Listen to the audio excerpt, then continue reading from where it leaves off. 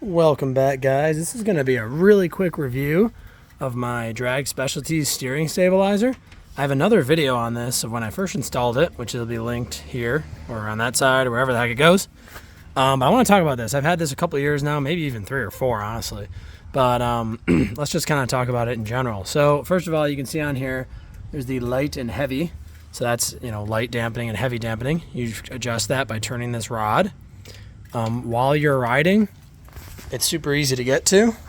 So you're on the bike, you reach down, you give her the old twist, no problem, good to go.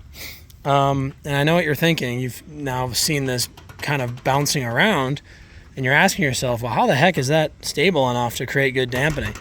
If you look very close as I push the bars a little bit, there's no play, linearly. It's all just axially or whatever, or in opposition, if you will. So it doesn't really seem to affect anything. Dampening power is pretty good, I will say. On the heaviest setting, the bars are pretty tight, but like if you get a triple tree mounted, like for a Dyna GRP or something like that, mount, you can't even move the bars, they'll get so tight. Whereas this thing, you can still move them. That being said, I find it to be plenty of dampening. Now, what I really like the dampening for is if you did motor work to your bike, like I did on this, it's got a Hammer 1275 kit. So it's like 100 wheel horse, give or take. It's just cams and some more compression, a little bit of CC, but it's just enough that this bike will kind of go a little too fast for the chassis, if that makes sense. So if you're really at the higher speeds, you'll sometimes just get a little bit of twitchy bars, nothing crazy, but these bikes are rubber mounted swing arms, these Sportsters, so you can kind of see that. And then the front of the motor is also rubber mounted.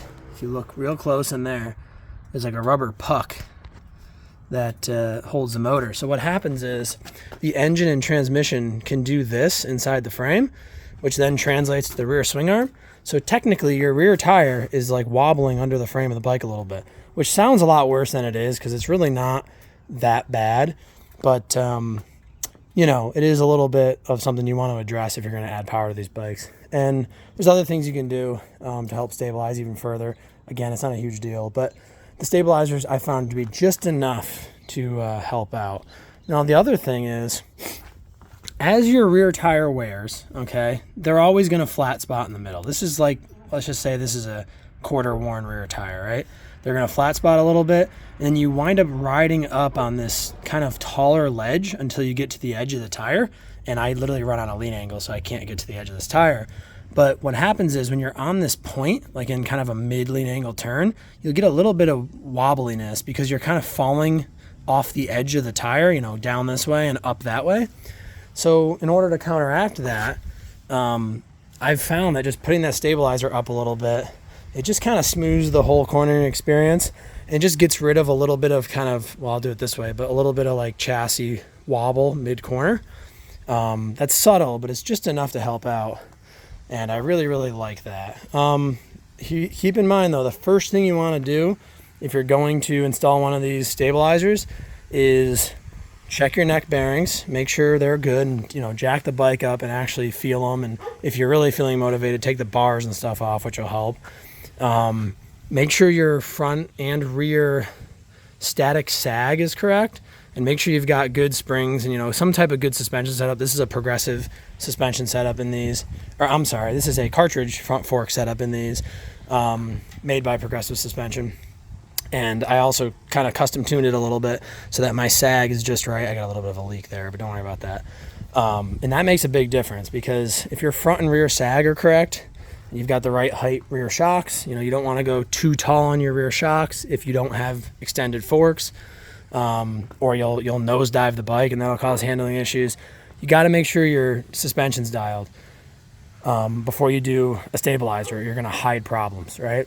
You also want to make sure your tire pressures are dialed. So, make sure you're running the right pressure for your weight. If you have a passenger, you're obviously going to need more rear tire pressure than if you're a single rider. And also in the front, if you're heavier, you're probably going to want more than the book says. I think the book is like 30 on these. I should remember that off the top of my head, but I don't. So, you know, you might want to run 32 or 34 or whatever, right? Make sure you don't go over the sidewall of the tire. Experiment, brake hard, corner, you know, do your due diligence on that. It might depend on the brand of tire too. So all that kind of stuff. But yeah, overall, mounting it is in that other video, but it's pretty simple and it works well. In retrospect, would I have bought it again? Actually may not have, and I say that because they make stabilizers that mount kind of like in here. They're a linear style, but they mount in your kind of like above your tree. I think it would have looked a little cleaner. I kind of like that look because nobody knows what it is and they ask questions, which is kind of fun, and it's also easy to adjust. But I don't know. So I might have done this one. I might have done a different one, but it's fine. It definitely gets the job done, and it's pretty cheap in the scheme of things for motorcycle mods. So that's really nice. And yeah, I mean, I think that's all I have to say about it. If you got any questions, leave me a comment. And guys, thanks for watching. God bless America. Holy crap, my hat's sideways, and I'll see you on the next one. Goodbye.